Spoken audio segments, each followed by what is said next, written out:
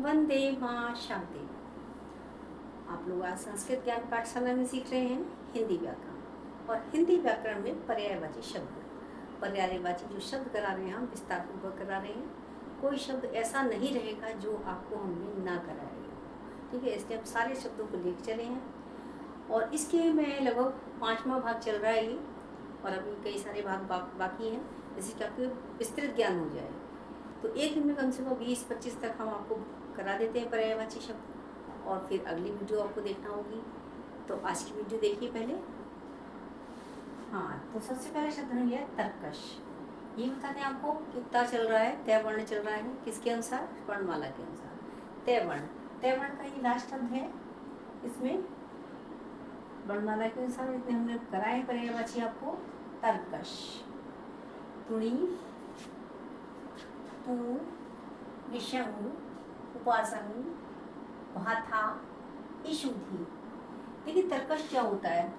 तर्कश में होता है जैसे आप लोग धार्मिक सीरियल जो भी देखते होंगे, या फिर आपके यहाँ किसी देवी देवता की जो आपकी तस्वीरें हैं, तो उन सब में क्या होता है, जैसे रामचंद्र जी दिखाएंगे तो क्या दिखाएंगे, उनका धनुष बाण साथ में होगा, ठीक है। धनुष होता है, धनुष के पर्यायवाची कराएंगे। बाण को से बाण के पर्यायवाची भी कराएंगे आपको। तो देखिए धनुष वो होता है, तो तीर, तीर के पर्यायवाची तो हम करा ही चुके आपको। तो तीर वो होते हैं जो एक नुकीला सा भाग होता है और वो एरो की तरह बना हुआ होता है, वो होते हैं तीर। और तर्कश क्या होता है, जिसमें तीरों को रखा जाता है, वो क्या कहलाता है, हमारा तर्कश कहलाता है। तर्कश उनके जैसे अगर आप देखते हैं रामचंद्र जी को देखते हैं तो उनके पीछे लगा होगा, अर्जुन को देखते हैं उनके पीछे लगा होगा, ठीक है। इस तरीके से जो भी ये क्षत्रिय युद्ध करने वाले होते हैं तो उनके पीछे ये तर्कश लगा होता है, और तर्कश में बहुत सारे तीर लगे होते हैं। तो तीर के पर्यायवाची तुम करा चुके आपको, अब करा रहे हैं आपको तर्कश के पर्यायवाची। तर्कश आपको बता दिया क्या होता है, ठीक है, जिसमें तीर रखे जाते हैं। तो तर्कश के पर्यायवाची देखिए तुणीर, ठीक है, पूर्ण, निशंग, उपासन, भाथा, इशुदि। हमने इशु कराया था आपको तीर के पर्यायवाची। और इशु को रखा जाने वाला स्थान, इशु को कहाँ रखा जाता है, इशु का क्या है, तीर का पर्यायवाची है, लेकिन इशु को कहाँ रखा जाता है, तर्कश में। तो उसका पूरा नाम क्या है, इशुधि। तो इस तरीके से आप कंठस्थ कर सकते हैं। दूध, अब हमने लिया ता के बाद में था से कोई भी नहीं है, ऐसा शब्द कोई है ही नहीं। थे मीन्स पहाड़, तो पर्वत के पर्यायवाची में आ जाएंगे। तो अब आप इसको देखे चलेंगे द, ठीक है, द, दूध, द से दूध यानी दुग्ध, गोरस, पय, क्षीर, स्तन्य, ये काय के पर्यायवाची हैं, हमारे दूध के पर्यायवाची, ठीक है। दूध, दूध हमें विभिन्न चीज़ों से प्राप्त, जैसे गाय से, भैंस से, बकरी से, इन सब का दूध हम प्राप्त करते हैं। तो क्या है, ये हमारे फीमेल हैं, इनसे हमें दूध प्राप्त होता है। फीमेल जो जानवर हैं या एनिमल्स हैं, उनसे हमें दूध प्राप्त होता है, इसलिए उनका नाम स्तन्य भी रखा गया है। दूध के पर्यायवाची में दुग्ध, गोरस, पय, क्षीर, स्तन्य। अगला शब्द हमने लिया है दवा। दैवर्ण चल रहा है। दवा, दवा यानी कि औषधि, औषध भी बोलते हैं, उपचार और इलाज, ये सब काय में आता है, दवा के पर्यायवाची। आगे देखिए दिन, दिन के तो बहुत सारे हैं, लेकिन फिर भी हमने यहाँ पर कुछ करा दिया आपको। दिवस, दिवा, वासर, वार, अहन, ठीक है, ये पर्यायवाची काय के हैं, आपके दिन के। कराया हमने शब्द आपको दुख, ठीक है, दुख के यानी कि सैडनेस, दुखी होना, दुख, सैड। वेदना, पीड़ा, व्यथा, विषाद, क्षोभ, शोक, कष्ट, ठीक है। तो ये सारे पर्यायवाची हैं दुख शब्द के, ठीक है। जैसे पूछते हैं तुम्हें तुम्हारी क्या वेदना है, तुम्हें क्या पीड़ा है या क्या दुख है, तुम्हारी व्यथा क्या है, तुम्हें किस चीज़ का विषाद है, तुम्हें क्या क्षोभ है, क्या शोक है, क्या कष्ट है या क्या दुख है। तो दुख के पर्यायवाची ये हो गया। अगला शब्द है दुष्ट। दुष्ट के पर्यायवाची में दुष्ट यानी बुरा व्यक्ति, जो अच्छे कार्य ना करता हो, सदाचारी ना हो, ठीक है, तो वो क्या कहलाता है, दुष्ट कहलाता है। उसके पर्यायवाची देखिए आप, नराधम, नीच, दुर्जन, आधम, कुटिल, पामर। तो ये के पर्यायवाची हैं आपके दुष्ट शब्द की, ठीक है। नराधम, जो अधम हो, नरों में जो अधम हो नराधम कहलाएगा। नीच सभी जानते हैं, जिसकी प्रवृत्ति नीच हो, जो अच्छे कार्य ना करता हो, नीच प्रवृत्ति का हो, यानी कि नीच। दुर्जन बुरा जन, यानी कि दुष्ट। अधम जो बुरे कार्य करने वाला हो, वो अधम कहलाता है। कुटिल जो विचारों से कुटिल हो, जिसकी जो योजनाएं हैं, जिसके जो विचार हैं वो कुटिल हो, तो क्या कहलाएगा उसका पर्यायवाची? कुटिल। इसका दुष्ट का। पामर, पामर शब्द भी आपको एकदम नया ना लगे, इसलिए हमने पामर भी कराया है, और ये आपको परीक्षा में आ भी सकता है। अगला शब्द हमने लिया है दानव। ठीक है, दानव की पर्यायवाची राक्षस, असुर, धनुज, दैत्य, मायावी, रजनीचर, निशाचर, निश्चर, यातुधान। निश्चर मीन्स राक्षस।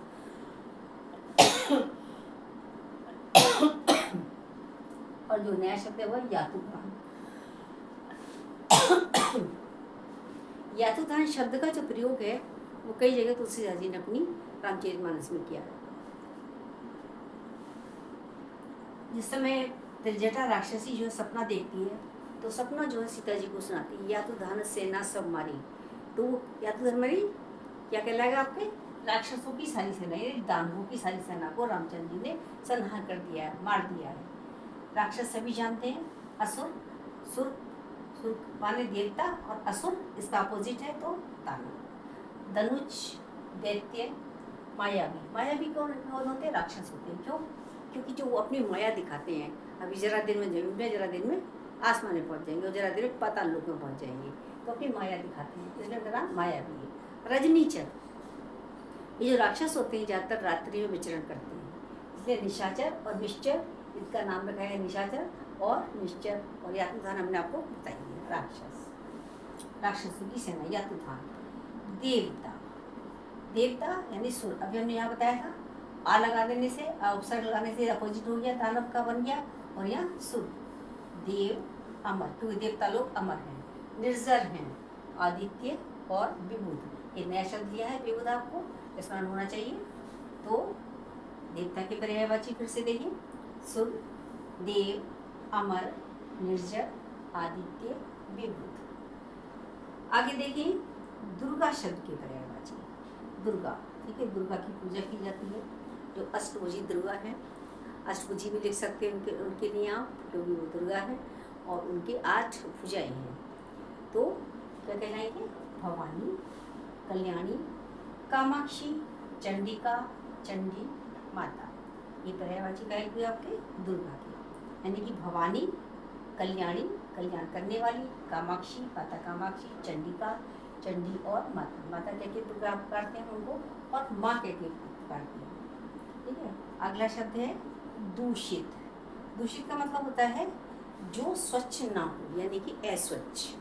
अस्वच्छ, गंदा, मैला, मलिन और अशुद्ध, और पंकिल। पंकिल का मतलब, पंक होता है कीचड़, पंकिल माने कीचड़ से युक्त, यानी कि गंदा, जिसमें कीचड़ ही पड़ा हो, ऐसा पानी जो जिसमें कीचड़ पड़ा हो, यानी कि पंकिल। पंकिल माने पंकिल यानी कीचड़ से युक्त।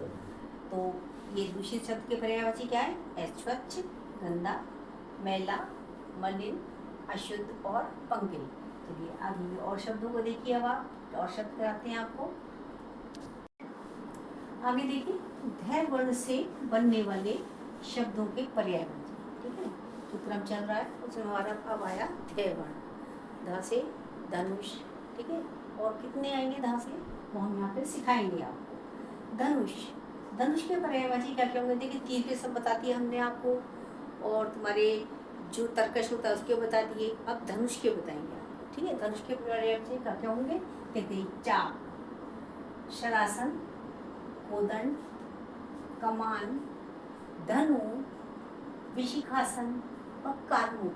देखिए, इसमें एक शब्द बिल्कुल अलग आया है, कार्मुक। ठीक है, ये कार्मुक शब्द जो है ये भी धनुष का ही पर्यायवाची है। तो आप ध्यान में रखिए और अच्छे से कंठस्थ कीजिए। तो जिससे चाप में पड़ा हुआ है आपका शरासन, सर वाले तीर, तीर और सर, तीरों का आसन, यानी कि चलाने जाने वाला, यानी कि जिसको हम तीर चलाते हैं, जिससे सर आसन। ठीक है, सर माने तीरों का जो आसन होता है, जिसको हम चलाते हैं, बाद में तीर छोड़ते हैं, धनुष से तीर छोड़ते हैं, तो कहलाता है शरासन। ठीक है, शरासन यानी पूरा क्या हुआ? धनुष हो गया आपका। कोदंड भी धनुष है, कमान भी धनुष है, और धनु मीन्स धनु, धनु किसका है? ये धनुष का जो है आपका तद्भव तत्सम में खाली ये धनु है। और विशिखासन और क्या है आपका कार्मुक, कार्मुक नया शब्द है, वो बता ही चुके हैं आपको। चलिए आगे देखिए, धनवान शब्द, धनवान धनिक, सेठ, रईस, दौलतमंद, वैभवशाली, श्रीमत, धनाढ्य, ठीक है, जो धन से युक्त हो। अब देखिए धनिक धनवान हो गया, रईस भी धनवान हो गया, इसके बाद बहुत सारी दौलत हो, क्या कहलाएगा? दौलतमंद, यानी पैसे वाला व्यक्ति। वैभवशाली, इसमें बहुत बड़ा वैभव हो, ढेर सारा पैसा रुपया हो, सारी बहुत सारी ऐशाराम की चीज़ें हों, लग्जरी की चीज़ें हों, क्या कहलाएगा? वैभवशाली। और श्रीमत, श्री से युक्त, इसका श्री हो, लक्ष्मी हो, लक्ष्मी से युक्त, तो क्या कहलाएगा आपका? श्रीमत। और धनाढ्य, धनाढ्य शब्द अच्छा है, आप अपनी स्मृति में रख सकते हैं, इसको भी स्मरण कर सकते हैं। आगे देखिए, धन। अब धन के पर्यायवाची काफी कुछ हमने इसी से मिला दिए। कैसे देखें? इस तरीके से श्रीमत से मिल गया श्री, मुद्रा पैसा, रुपया पैसा, संपत्ति सभी जानते हैं, धन संपत्ति एक साथ आता है शब्द ये, और संपत्ति माने भी संपत्ति होता है, धन माने भी संपत्ति होता है। और दौलतमंद से के लिए हमने केवल दौलत, तो क्या हुआ? धन का पर्यायवाची। विभूति, ठीक है, ये वैभव से विभूति हो गया यहाँ पर। वैभव, वैभवशाली यानी कि धनवान, और विभूति खाली केवल धन। और आगे क्या है? वैभव भी ले लिया हमने यहाँ पर। वित्त धन होता है, अर्थ भी धन होता है, द्रव्य धन होता है, और लक्ष्मी भी धन ही होता है, ठीक है, धन के पर्यायवाची है। तो धन के पर्यायवाची हमने धनवान से मिला करके आपको पूर्ति कर दी है। तो अब दो याद करेंगे आप, मतलब याद धनवान के कर लेंगे तो उससे बना सकते हैं, आगे पूरे कर सकते हैं, और धन के करेंगे तब भी आपको पूरे हो जाएंगे। तो आपको याद देखिए, दोनों एक बार पढ़ लेंगे, 2-4 बार वीडियो देखेंगे, पढ़ेंगे, सुनेंगे, तो उससे आपको अच्छे से कंठस्थ रहेंगे हमेशा के लिए। और आपका ज्ञान अर्जन करते रहिए, अच्छे से पढ़ते रहिए, कम से कम बार-बार वीडियो को देखिए, लाइक कीजिए। अब शब्द लिया है हमने ध्वज। ध्वज माने झंडा, पताका, केतु, प्रतीक, निशान। देखिए हम पढ़ा चुके हैं, आपको कहाँ पढ़ाया हमने? झंडा के बारे में, जय छय जय झ, जैसे झंडा के करा दिए थे वही ध्वज के हैं, ठीक है। ध्वज झंडा पर सारे पर्यायवाची सेम है, लेकिन यहाँ पर ध्वज आ रहा था तो ध्वज से हमने करा दिया दोबारा से, दोबारा आपको अच्छे से याद हो जाएगा। और धरती, धरती के पर्यायवाची धरा, भू, भूमि, धरणी, जमीन, वसुधा, वसुंधरा। धरा, भू, भूमि, धरती तो आसान आसान है, ठीक है, धरणी और जमीन सभी जानते हैं, वसुधा, वसुंधरा। आप 2 शब्द और अच्छे से कर लीजिए। आगे शब्द है हमारा नदी, ठीक है, धा वाले यहाँ तक पूरे हो रहे हैं। नदी, देखिए अगर कोई और हमारी स्मृति में आएगा तो हम बाद में करा सकते हैं, बताते जाएंगे। इसका पर्यायवाची है नदी। नदी के देखिए सरिता, निर्झरी, सलीला, तटिनी, तरंगिणी, सलीला, आपदा। सलीला शब्द सॉरी 2 बार आ गया यहाँ पर, एक ही बार सलीला 2 बार आ गया है, तो बात एक ही है, चलिए कोई बात नहीं, कर लीजिए आज को भी, सलीला और आपदा। अगला शब्द है नरक। ना चल रहा है नैवण, नरक। नरक की पर्यायवाची में नरक क्या होता है? यहाँ पर यमराज जो है मृत्यु के बाद ले जाते हैं, उस स्थान कहलाता है नरक, यानी यमपुर, यम का स्थान यानी कि नरक, यमपुर। यम आलय, यम माने यम, जानते हैं यमराज में सभी, आलय माने घर, यम का घर यानी कि नरक। यम लोक, ये भी नरक है, यम का स्थान, लव का लोक यानी यम लोक। रौरव और संघात, ये 2 शब्द नहीं है, इनको ऐसे आप ध्यान में रख लीजिए अपने। अगला शब्द हमने लिया है आपका नौका, ठीक है। नौका के पर्यायवाची में नाव, तलनी, तरी, बेड़ा, पोत और जलिया। क्या क्या नाव की पर्यायवाची? नौका के, नौका की या नाव की एक ही बात है। ऐसे ही संहिता के पूछ सकते हैं आपको, ठीक है। संहिता के पर्यायवाची लिखो तो आप नदी लिख सकते हो, उसमें आगे बढ़ा सकते हो, ठीक है। और ऐसे ही नौका के पर्यायवाची में नौका के या नाव के कुछ भी पूछ सकते हैं आपसे, तो ये पर्यायवाची आपके यही रहेंगे। नौका के यानी नाव, तलनी, तरी, बेड़ा, पोत, जलिया। अब शब्द है आपका नौकर। नौकर के पर्यायवाची में सेवक, दास, चाकर, परिचारक, अनुचर, भृत्य। भृत्य शब्द अच्छा है, स्मृति में रख लीजिए, बाकी सब भी आसान है। परिचारक जो आपकी सेवा करने वाला हो, अनुचर जो पीछे चलने वाला हो। वो क्या लगेगा अनुचर, कौन चलता है पीछे? नौकर पीछे चलता है? नौकर पीछे क्यों चलता है? क्या कहावत है कि साहब के गाड़ी घोड़े के पिछाड़ी नहीं चलना चाहिए। क्यों? क्योंकि दुलत्ती का डर होता है।